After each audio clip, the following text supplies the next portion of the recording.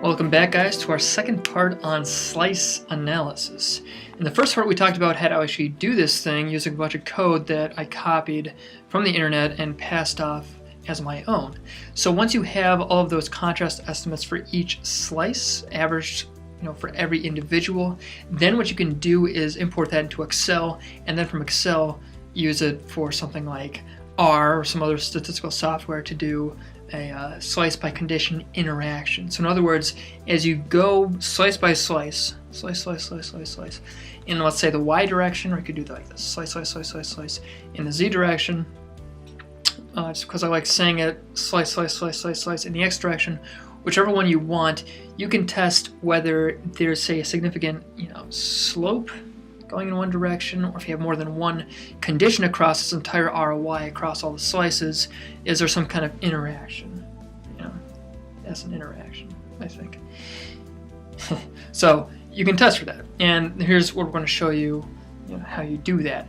So in here, let's say that I've done this for all my subjects, and I have like a Stroop contrast and I have a pain contrast. This was a study I ran a while ago, and I'm still writing up actually because I can't seem to get myself to finish this thing. But anyway, so let's say that we have, in total across this ROI, we have 26 slices. So in this case, I'm actually going from, about, say, position in the Y direction, position 0 in millimeters to about 52, because we have 2 millimeters per slice. Yeah, and so notice that, I've loaded these all into this particular variable. So the code that I've posted online should do this for you automatically. But I can simply, take all this stuff, copy it, and paste it into an Excel worksheet, okay, like this, just like that. And so for each subject, this would be, subject 1, subject 2, subject 3. This would be, slice 1, slice 2, slice 3, slice 4, and just organize it however you want. At the end of the day, you can organize so that you have like an average for each subject and also standard error, and you can plot it and start making charts and everything in Excel. But what I'm going to focus on right now is actually using this to import into R to do a statistical interaction test for that. So notice here what I've done. So I have each subject. So for example, subject 202, 203. Then I have the condition that they're in. So two conditions that I'm looking at in this ROI. I have the Stroop condition and I have the pain condition. Yeah? And then I've just called this position. So for, and this is in millimeters. This will differ from ROI to ROI. I might just happen to start at 0 and go to millimeter 54 in the Y direction in this case. So I have the average for that condition across, all the voxels in that slice in that ROI. And I do that for all of the slices. I do that for the next condition, and I do it for every subject. Okay, in this case I have, I think, 26 subjects. So the key here is you're going to want to save this out as a tab delimited text file. Okay, I've called this just slice analysis. You can do whatever you want. Okay, just save that active sheet, continue. And now in R, this is another piece of code I'll put up online. Make sure you just navigate to the directory where your data is located. So setwd is the command I use. And then read table, and I also have the headers turned on so it knows which column corresponds to what thing. Okay, so either subject or condition or slice, what have you. All right, I always like to refactor subject so that it actually is read as a factor and not something else. That's just an issue that comes up sometimes.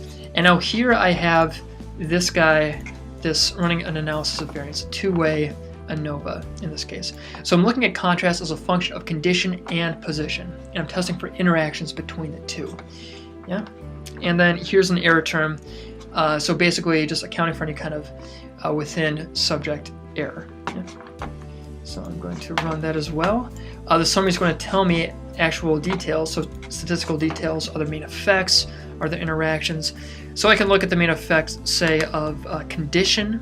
Okay, there's really no main effect of condition in this case, no main effect of position either, but there is a position by condition interaction. In this case, it's actually significant. Okay, and I can actually see that if I just take this piece of code right here, this interaction.plot, okay, and I use each of these guys as a separate thing to label here. It doesn't look that pretty in R. I haven't mastered how to make things look good in R. But basically what you're going to see here is, oops, let's see, yeah, that looks better.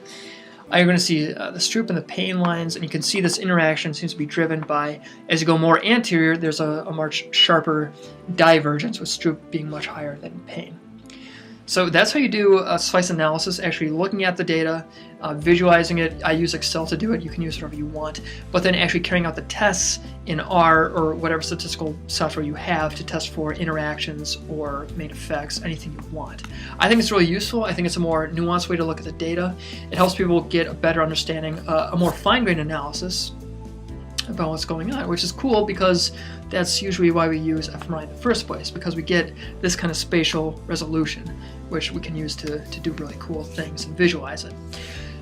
I hope this is a new tool that you will use at some point. Again, I'll put up the scripts. I'll try to make them more generalizable so you're not just futzing around with what I'm using specific to my study. But play around with it. Let me know if you have any questions. I'll try to get to them at some point. I'm terrible about that.